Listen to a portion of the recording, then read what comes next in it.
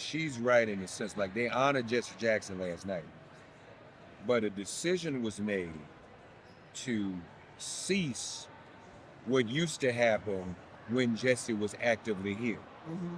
That money flowed. You know, it wasn't like folks just decided we finished with that. We would go register people who were not registered. That was the math. You created whatever the margin you needed to win, you registered that number of voters. That money flowed to organizations, black grassroots organizations, to register those voters and to mobilize those voters and come up with transportation in the buses to get them to the polls. And that's gone. Now, they say they're gonna put it back in after Thursday. Everybody chill, they hold the money till Thursday, and after she accepts nomination, money just going, spigot going open. That's what they say. I don't know. We'll see. But no, that's been like that for a minute. That goes back to the Clinton team. They stopped spending the kind of money on the ground. That's right. We're talking about press man. We're talking about that's right. The organizations on the ground. And part of it was to, and you alluded to this earlier, was to be able to blame us. Something goes south. Black, so that's really what, and so she's right in that sense. That's what we got to make the case for and make the argument for. And a lot of the organizations that were around when Reverend Jackson was in his prime, they never got the money, so they went out of business. They're not even around anymore. And they stopped when you. So again, we're not even talking about just getting them to register to vote. There's organizations like in Detroit, New Era Detroit, that are literally stopping violence in our communities. Somebody should be writing them a check every year to say, here go $1 million just to make sure y'all stay in office so that you don't sell out. I just left Fox News. The woman set up there, the former press secretary said, we need people like Tesla. And they've been begging me. I've never taken $1 from Fox. I've been on 10 years. Then people have been begging me year over year over year over year over year. Come to the other side, come to the other side. So at some point, somebody, no, I'm not. Okay. But I'm saying don't get confused if somebody come to the other side, because the money damn show ain't on this side. So people say you must be getting paid. Where the check at? Because I want to know where it's at. At some point in time, you got to take care of the people on the ground. You just do. And those organizations, fund your activists. Stop trying to be celebrities in Congress. Fund the activists who gonna keep it going year round, year round, year round. Don't nobody want to hear about registering nobody to vote, and you ain't making sure they can't fund their programs the week after that, and the week after that, and the week after that. They're not putting the money on the ground, particularly in Florida. Yeah, so we just got to keep pushing that. Well, you know, the other thing that's interesting, I was saying, to the Biden administration's credit, they did put quite a bit of money on the ground for violence interrupters. Pastor Mike yes, did. They did. So that's never happened before. Communities intervening, violence interrupters. So, but you're right. I mean, all this has to happen. That's why we're here to hold them accountable and to appeal to folks with some sense, which I think our queen has. Sister, you know how we used to do this. Talking about Kamala. You know how this needs to be done. You need to overrule the elites. Because let's be, you don't know what the money is? Let me tell you what the money's about. Campaigns now aren't even really run by typical political campaign managers. You know who runs campaigns now? Television, former television execs, television ad buyers. White folks too. Right, and because we ain't no black folks in them jobs, no way. That's right. So that's the same thing. And they convince campaigns to do nothing but buy TV ads, and that's it. TV.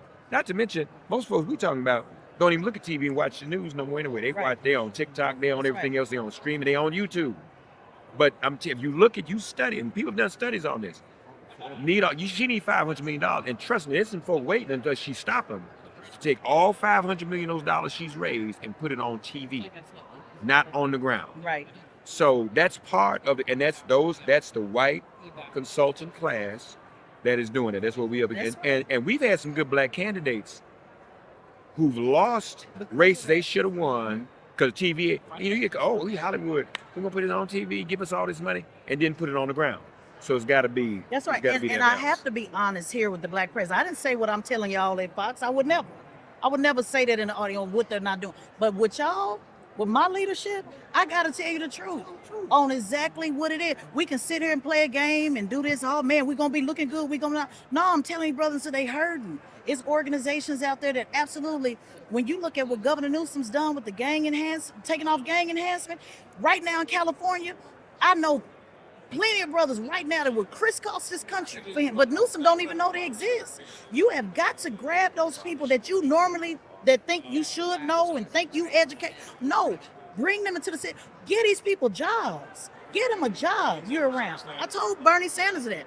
You let your one black sister Crystal, who was running South Carolina for you. I said, why don't y'all just pay her once a year? Just give her 50,000, 60,000. They ignored that. What did she go do? Go work for Cory Booker. And guess what she's doing now? The first black woman that runs the DNC. That could have been you, Bernie.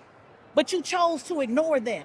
You have got to get behind these organizers on the ground first. The press is important, but these organizers, you would think if I'm the only black woman, I'm not saying that I want a job, I'm just telling you what it is. You would think that the only black woman that helped you flip this state, Bernie Sanders didn't even send flowers to my mama's grave, to the funeral.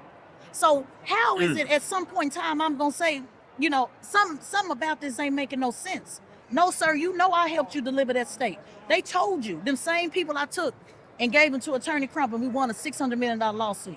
300 people, I'm not bragging, I'm telling you facts. 2 years ago, 300 people came from all over the country to Atlanta to sit under me for 12 hours. They paid their own tickets. They was there at 6 a.m. in the morning to say we want to be candidates, operatives, and organizers. Not one time has somebody said, Tesla, how can you do that again? I run circles around these pundits when it comes to organizing on this ground. Now, I'm not saying give it to me. I'm just telling you that I'm speaking from a place of what I've done, not what I heard.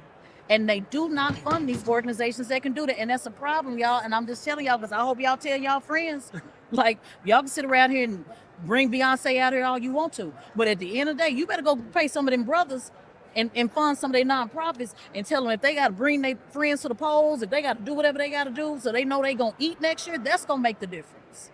All right. All right. We good? It's a both end. Fund the black press, fund the black organizers. That's right. That's what we got to do. No. We now. Well, it is Thursday morning. That was Teslin and spitting truth around those three men. It looked like Bobby he was hiding from the camera. It looked like he got her Teslin setting them straight. It was a whole lot more to that, but she really did set the matter straight there and told the truth. It's a bottom line. And yeah, fund the black press. But it shouldn't even be at this point where we still have to say fund the black press, right? Shouldn't be at this point. But here we are.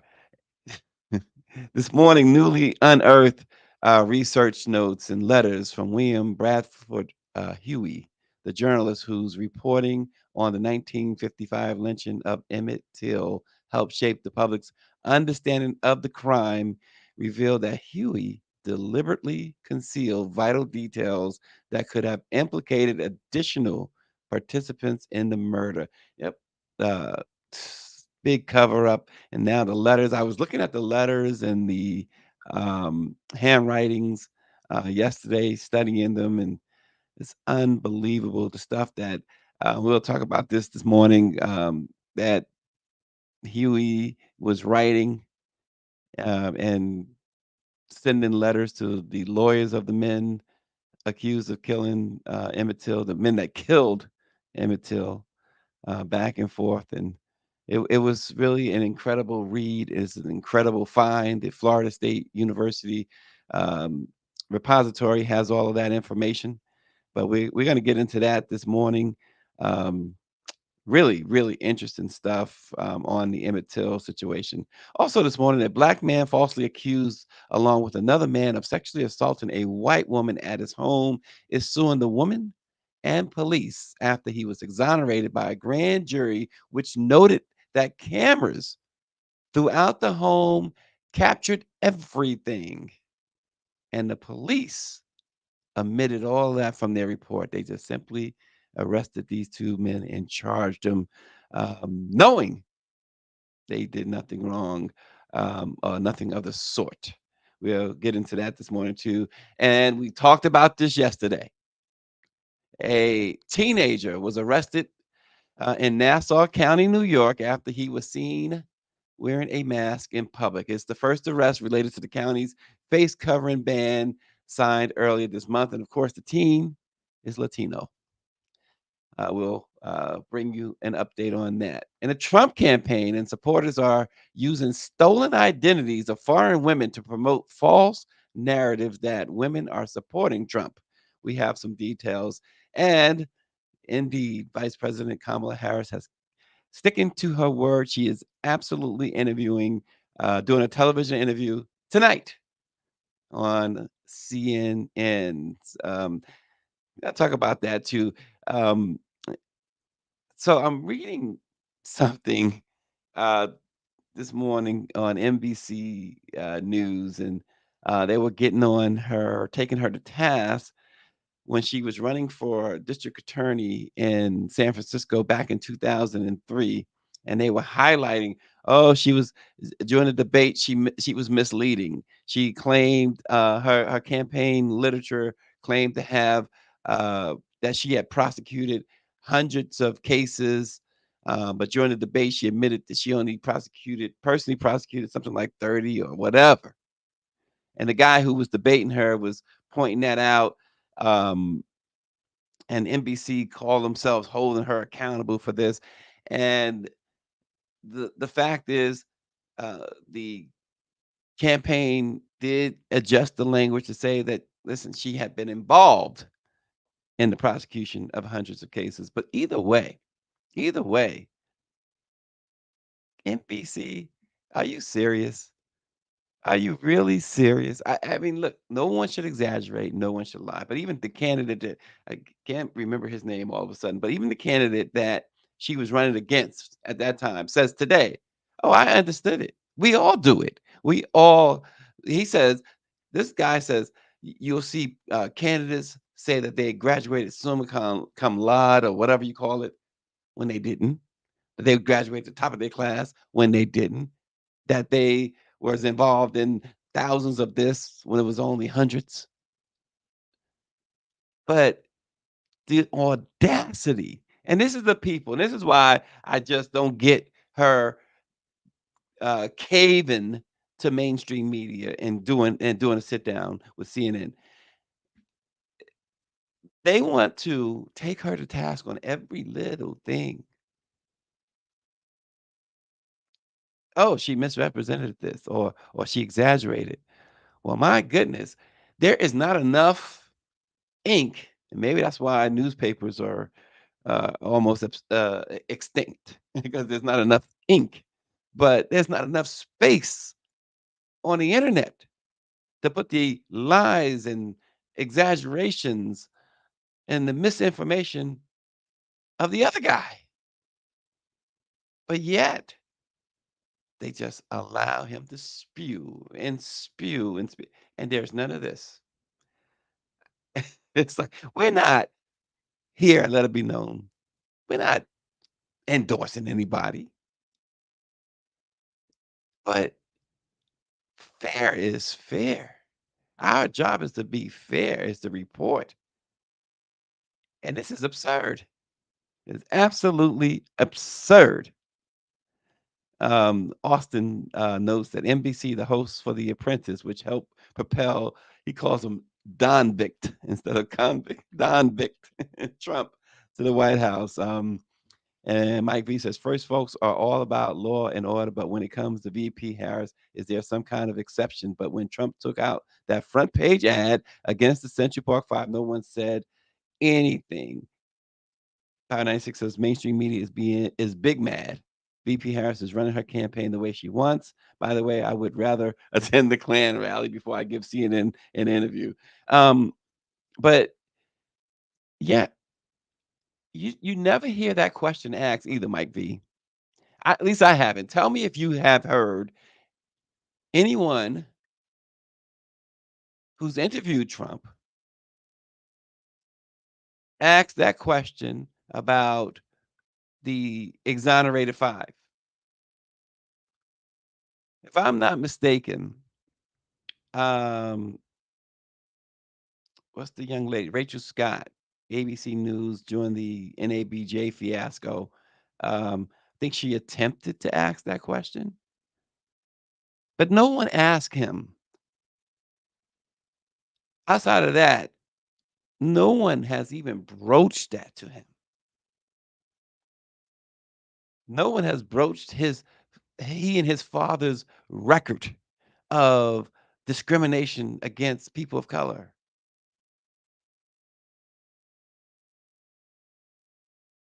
Has anyone asked him about Governor Abbott's voter purge in Texas, where they have purged, what is it, agree like 1 million folks off the voter rolls there in Texas? I mean, that is uh, nasty work. He has they're out in front now. It used to be that they would try and sneak in some voter restrictions, voter suppression. Now they're just out in the open with it. They're out in the open. Indeed, Governor Abbott has purged, and they did the same thing, and they're doing the same thing in Florida, and in other places they're trying to accomplish that. And yet these are the folks. See, we talk about people who project. They're the ones who running around talking about voter fraud and stuff like that. They project. Don't you just hate when folks project? Because they're talking about themselves.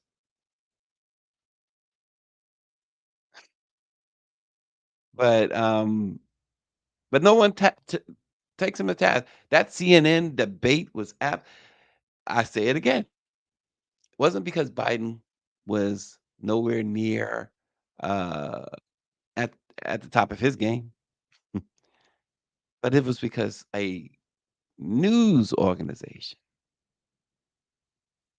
allowed so much disinformation, so many just constant lying. It's like 97% of what was said was lies. And they sat there. You had two moderators who sat silent. And then they're going to lambast her for something 20 years ago that her campaign may have exaggerated something slightly.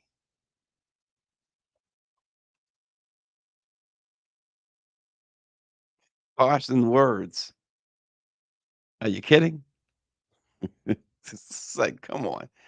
You see this stuff, and I know for those who watch the news, who read the news, it's got to be frustrating. But understand, for those of us, people like myself and Greer, whose job is to present news and information, it's doubly frustrating because not only um, we won't do that, but this is what folks are doing to make money and survive. Um, yeah. Greer says journalists on CNN I never thought would allow their reputations to be flushed down the drain. They gotta find a new line of work.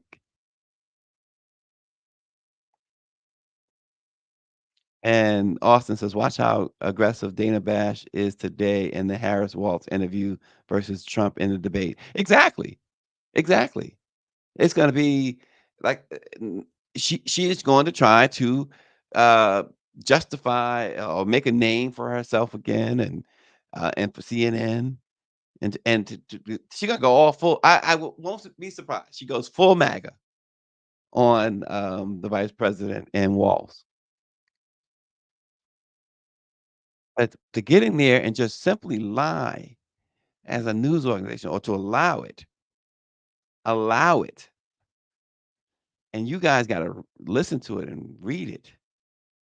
See, we can't do that. And we talk about funding the black press and this is partly why folks shy away from the black press because we're just not going to do that. At least here at Let It Be Known, we're just not going to do it. Because when we're wrong, we got people like David Youngblood and Power 96 and Austin. They'll call you guys call it out. And we correct it. And most of all, I got Greer back there cracking the whip. That's why Austin's sitting on the sidelines right now. He watching instead of joining me. He's afraid of getting that whip. He's up. Y'all see Austin watching. He's not in the studio. Like he's afraid of Greer. She says, sadly, I'm not surprised how many women are low key hating on Vice President Harris's success. It's not a surprise, right? And Mike V says, how come they aren't asking Trump or Vance on the indictment charges in Georgia or the classified documents case? Those are legitimate cases that interfere with democracy. They're just not going to do it. But OMG, watch how they go hard on Harris and Waltz tonight. And look, she has decided to do it. She has to know, unless her team is that divorced from reality when it comes to media, she has to be prepared for Dana Bash to go all MAGA because that's what's going to happen. Got to be prepared. And the good thing about Waltz, Governor Waltz, I tell you, she may go all MAGA, but I think he gives the impression that he knows how to handle that stuff. Yeah, I don't know what happened to Anderson Cooper. No, I don't know. I just don't know. Um, yeah, yeah. I mean, maybe that's it too. Greer saying maybe they all got spooked after Cuomo and Don Lemon got the axe. Yeah, and Anderson Cooper knows no one's buying Gloria Vanderbilt jeans anymore, so he's got to stay employed. That's part of his problem. So, who do they even make Vanderbilt jeans anymore? Remember that? It was Gloria Vanderbilt, Sergio something, and what was the other one? It was three of them back in the like 70s. So, um, what was it? Was three different jeans that was popular in the 70s, particularly among other folks. The Vanderbilt, Sergio something, Valente, I think it was, and then there was one other. What was it? Calvin Klein, Sassoon, Vidal, Sassoon. Yeah, Calvin Klein, no friend of mine. Don't wear nobody's name on my behind. That was Run DMC, y'all. Got to give you a Run DMC verse. But on the serious side, this morning, newly unearthed research notes and letters from William Bradford Huie, the journalist whose reporting on the 1955 lynching of Emmett Till helped shape the public's understanding of the crime, revealed that Huie deliberately concealed vital details that could have implicated additional participants in Emmett Till's murder. These documents, recently released by the descendants of one of the lawyers involved in the case, strongly suggests that Huey prioritized his financial interests and the protection of his sources over the pursuit of truth and justice. I mean, it's a whole cachet. And you can go on the Florida State University's repository. There is a website where you can find it. Um, but they just released it yesterday. And it's a digital repository, and it includes a 33-page set of Huey's research notes and a series of letters that was exchanged between Huey and John Witten, one of the defense attorneys for J.W. Millam and Roy Bryant, the two men who was acquitted in Emmett Till's murder. And first of all, the handwritten notes were just awful. The typewritten notes, believe it or not, were worse. The the grammar, and this guy wrote articles. The grammar was horrendous. I'm reading this stuff and I'm like, okay, did someone try to recreate it? But no, they said these are authentically the documents. And there's my article in the Washington Informer this morning about this. Um, Austin says last Friday in Chicago, he visited Emmett's childhood home and the site of his funeral. Um, he says, Power 96 says a black female civil rights lawyer from Mississippi broke that story in 2021. These letters, though, the content and the notes, uh, you got to read this, folks. They indicate that the journalist, the writer, was aware of other individuals involved in Emmett's kidnapping. It sheds new light on now we know this woman who was definitely not a victim, Carolyn Bryant. Um, One of the letters, he says, um, who confessed his doubts about the story that these two murderers were telling. He says, I began doubting myself, and one night I was on the point, not at the point, but on the point of coming back to Mississippi and, quote, pistol whipping Milam for telling me a fabric of lies. But despite those doubts, Huey went ahead with his article in Look magazine, presenting Milam and Bryant's version of events as the complete truth. Then the letters between Huey and Witten also revealed the extent to which Huey was willing to collaborate with the defense attorneys to craft a narrative that would serve in their mutual interest. In a letter dated November 16th, 1955, Huey assured Witten that he was carefully considering the most effective presentation of the story, he said.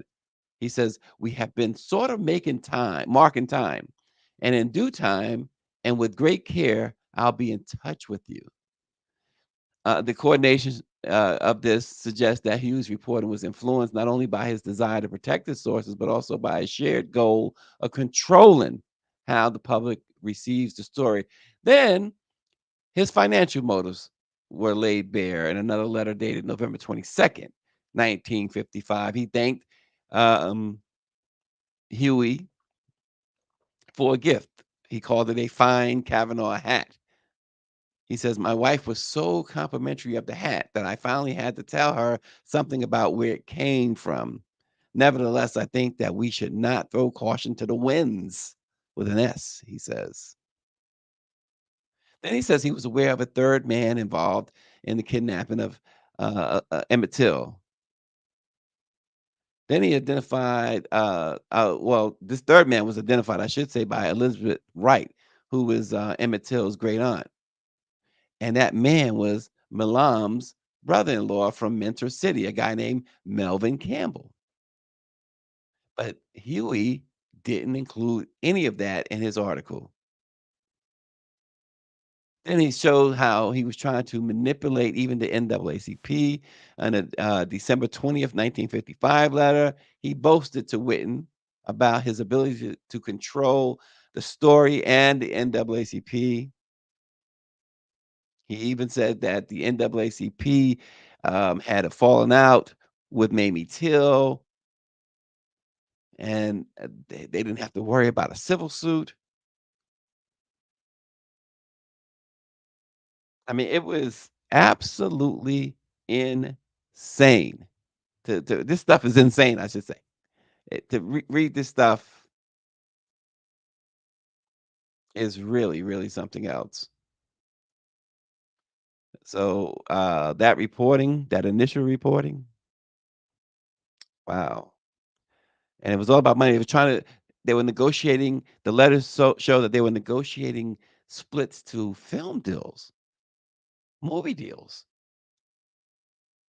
The Huey wanted the newspaper to get a kickback,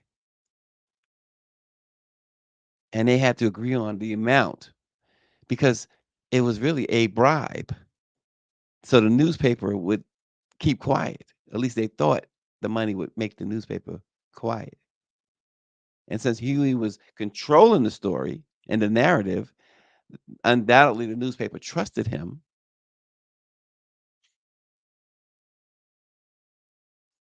Success. Jill Collin Jefferson is her name. She named the three black men who held down Emmett Till in the back of the pickup truck.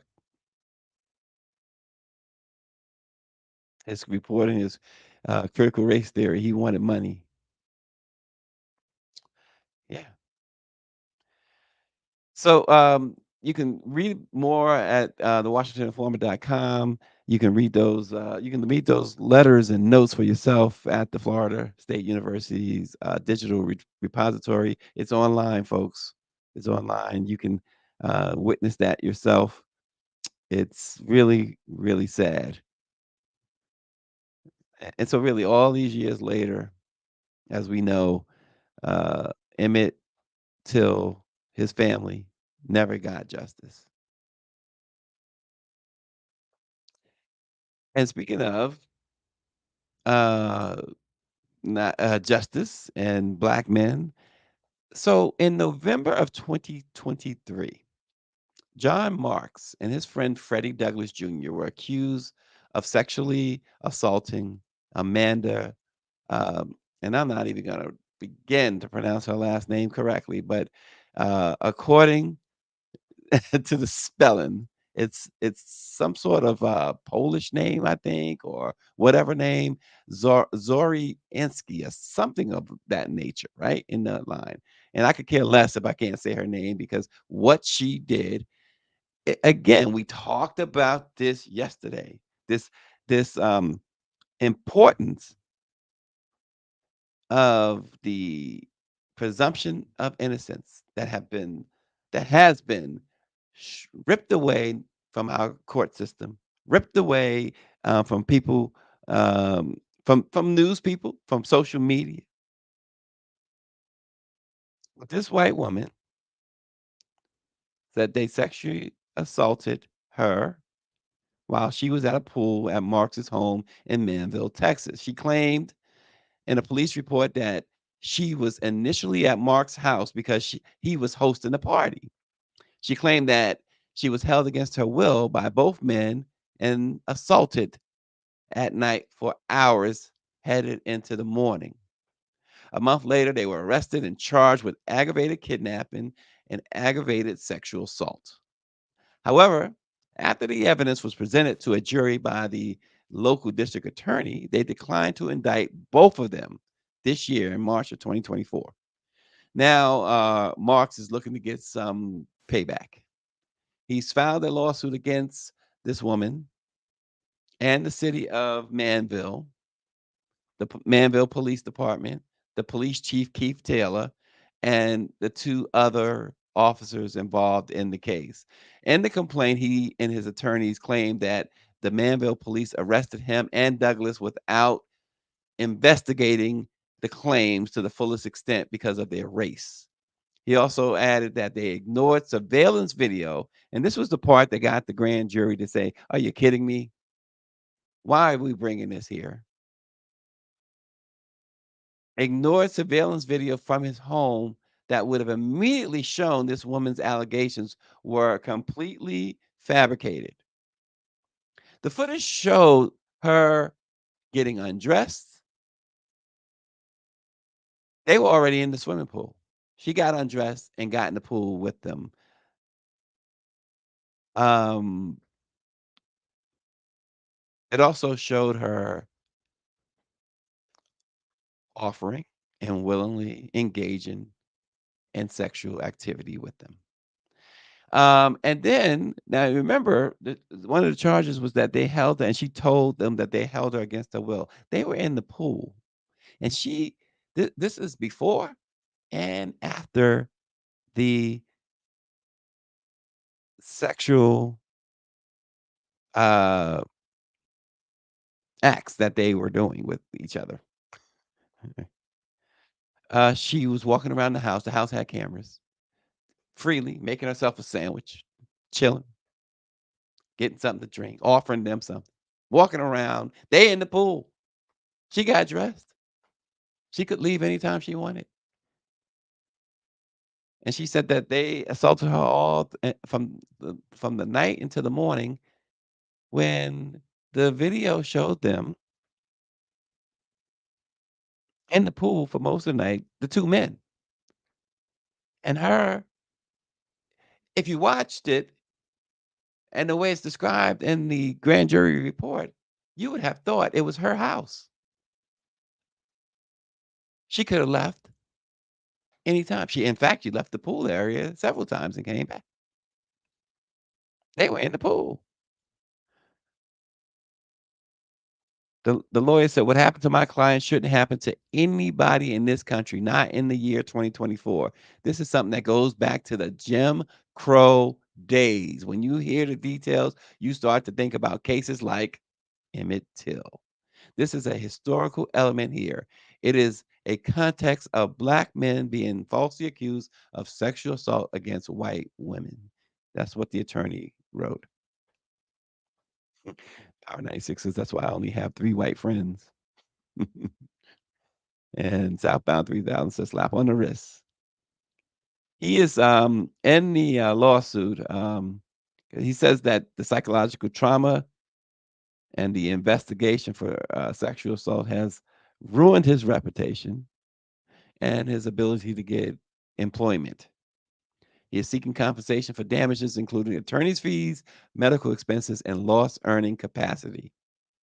He told a local ABC station there that, quote, "I don't want anybody else to go through this. I was fortunate enough to be in a position to have cameras and people I could reach out to. If not, I would have been a gone brother," he said. "I would have been gone for something I didn't do." Again, this idea that and unfortunately, folks go along with this. All folks, black folks, Latino folks, white folks have on social media for sure. Immediate, oh, he's guilty, he's guilty, he's guilty.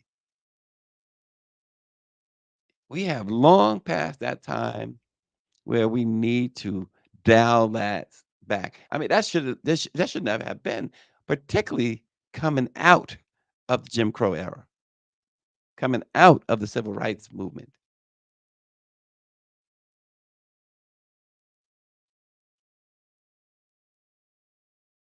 I mean that is it's a fundamental thing that wow. Like V says, if you fraud the IRS on your taxes, you go to prison. If you talk to the Russians as a president, you can be impeached. But in this scenario, no consequences. I'm not sure what that has to do with this case, Mike, but you're right on what you're saying. Um, and that's the other thing, right? Power 96, he will have a record of arrest for sexual assault forever. Why were you arrested? This idea, and then you see that headline there, but this idea of um, oh, he's guilty. He must have done it. Look, you got to dial that back, folks. That has to be dialed back. Really does. Um, moving to New York, we talked about this, like I said yesterday, um, and we talked about it prior to yesterday. This Nassau County, Dr. Nicole actually brought it up too. The Nassau County ban on face masks. Well, the first victim of this ban, and I say victim because I think it's what it is. A teenager, Latino, was the first to be arrested. His name is Westlin Omar Ramirez Castillo. He's 18 years old. He lives in Hicksville. He was arrested in Levittown after officers responded to reports regarding, quote, "a suspicious male." And this is what we warned about. That's, listen, person of color got to be suspicious. Now you're wearing them face masks. It had only his eyes, as you see in the picture there, his eyes were showing. He was walking down Spindle Road, and police wrote it up that he was suspicious and wearing a mask to conceal his identity. They said he continued to display suspicious behavior while attempting to conceal a large bulge in his waistband. They say that he actually was carrying a knife with him. They stopped him, patted him down under the mask law, and found the knife. So, right there, again, stop and frisk. You wearing a mask, so we get to stop and frisk you. Now, listen, was he up to no good? We will never know. If he was, it's a good thing that they stopped him, right? I guess that's one argument.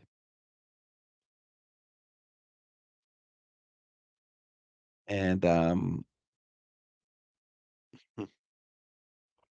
but the idea that now, I mean, and COVID is rampant now. It's rampant. Top 3000 said, "Do we put ourselves in bad situations?" Yeah, it's you know, I wonder if this young man, this teenager, knew the law. I wonder if he knew the law. And they say ignorance is no excuse for breaking the law. I get that, but I'm just saying, I wonder if he knew the law. Yeah, and Power 96 says, when did carrying a knife become a crime? And going back to Southbound 3000, he says, do we put ourselves in bad situations? Absolutely. Sometimes we do. We do. And that's unfortunate. And when the decks are stacked so far, so this crime is punishable by up to a year in jail and $1,000 fine. This is the crime of wearing a mask. And I just want to go back real quick to that other case, because Southbound 3000 is asking, does this hurt interracial relationships? That's a good question. I listen. I don't know. Don't know. I have nothing against interracial relationships. I've just never done it. I have nothing against it. That is truly, in my view, to each his own.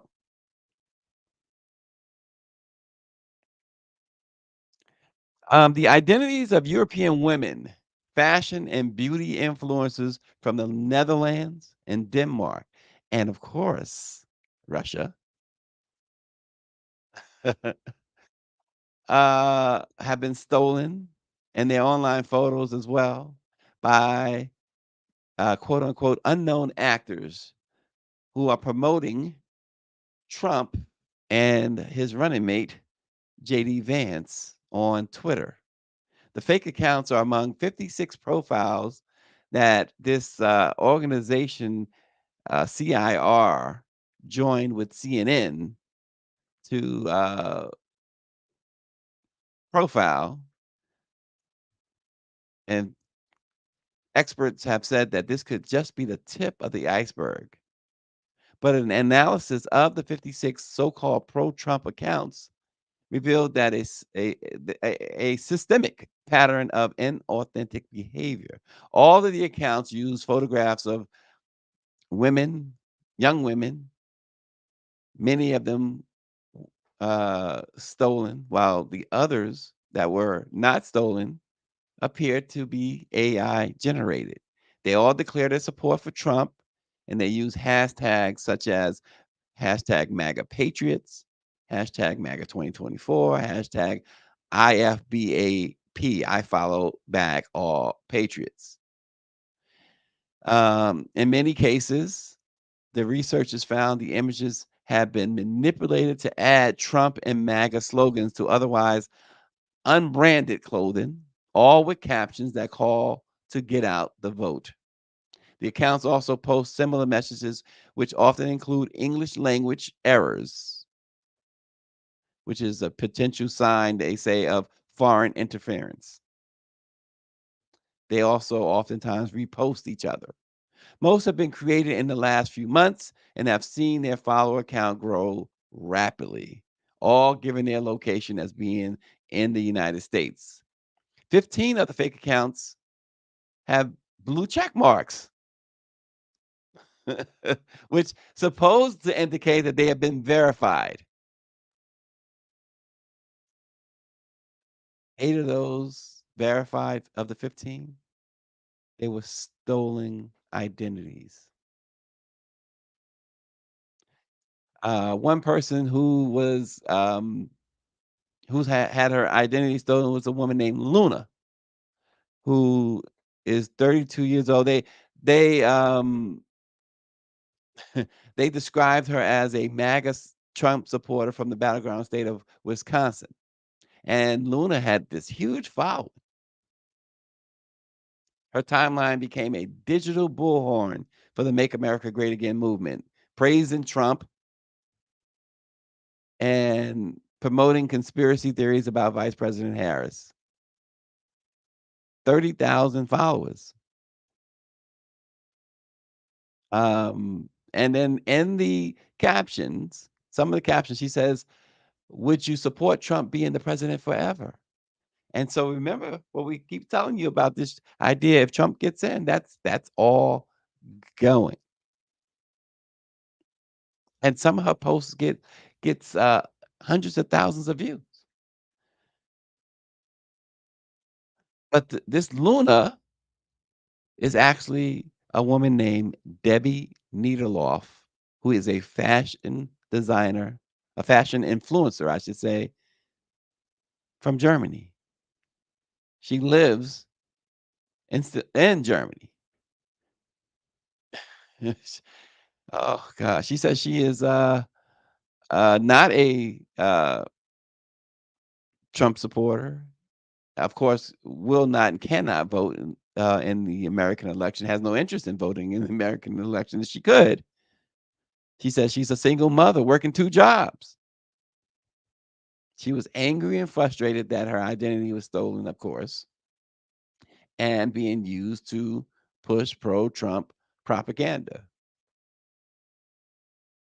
She says, "I have nothing to do with the United States. With Trump, the political thing over there," she says, "what the heck do I, from a small place in Germany, care about US politics?" So, and when you read, and there's a story circulating right now, and I think it's in NBC News has it, that about how these black women are starting to gather for Trump. You cannot believe that. While they didn't say that this was the works of the Trump campaign, it has been, at the very least, alleged that the campaign has been using, and it has been found to use uh, uh, AI generated people.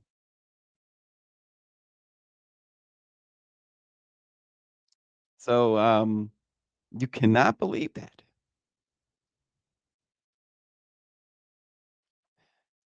And this is further proof. I mean, dozens of fake accounts with these women supposedly extolling the virtues of Donald Trump. Power 96 is that time of the year for the fake Nigerian accounts to pop up on Facebook and Instagram. 4 years ago, Nigerians for Trump were everywhere on social media. Mike Visa's fictitious and compromised accounts. But this is what it's come to. When they did this in 2016. Well, what they did in 2016, obviously Russian interference. 2020, they, as Power 96 brought out with these Nigerians for Trump and others. I think the black guy, you remember the black guy with the MAGA hat dancing the jig for Trump, though he's kind of older. Well, he got his comeuppance. Well, how you say that? Comeuppance. Come uppance, right? And then you got that Trump waving to a non-existent crowd. He's waving to nobody as he arrives in Wisconsin. Hmm. But how about the black guy He was dancing. I think it looked like they were on a boat or something. That it's an infamous video that, I mean, who is he waving to right there? But anyway, uh, black guy for Trump, right? With his red MAGA hat and looked like looked like he was doing something in which like a slavery type dance. Really, that's what I called it. I know there are other words for it, but they called him the N word and everything else, and now he's feeling hurt. Oh, really? And what did you expect? What did you expect? Oh boy. Yeah, they have the M words for Trump. And what happened to Southbound 3000 says to Diamond and Silk? Well, you remember one of them died and he went to the funeral and said he didn't know her. Trump went to her funeral and said, "Oh, I didn't really know her. I don't know who she is." What a guy. What a guy. Well, tonight's the interview. Dana Bash is going to sit down in Savannah, Georgia, with the vice president and her running mate, Governor Tim Walz, 9 o'clock Eastern time. Um, no, the, the black guy was not named Byron Donalds or Tim Scott. They listen. I'm sure that they don't mind those folks uh, calling them the N word or whatever. I mean, they're just so far gone. Hey, whatever. But the interview is tonight, so we will see uh, how that all plays out. How CNN attacks the vice president and Governor Walz. We'll see. But thank you again for joining. Let it be known. Please subscribe. Please like. Please comment, share, and do all that stuff on our YouTube page, LIBK News. The Congressional Black Caucus Foundation's annual legislative conference is coming up in a couple of weeks. The debate is coming up. In fact, the 10th is the debate, and we'll be in Washington, of course, all that week for the Congressional Black Caucus's Foundation's Legislative Conference, and of course, the NMPA's leadership reception and awards will be that Thursday night. So, uh, lots of stuff happening in September. So, join Let It Be Known as we'll bring you some stuff live from the convention center, the Walter E. Washington Convention Center in DC, during the CBCF's legislative conference. So many people are going to be there. And David Youngblood will probably show up. Wouldn't surprise me. But we'll see you there. And again, go to our YouTube page. Please share, like, comment, and we'll see you tomorrow.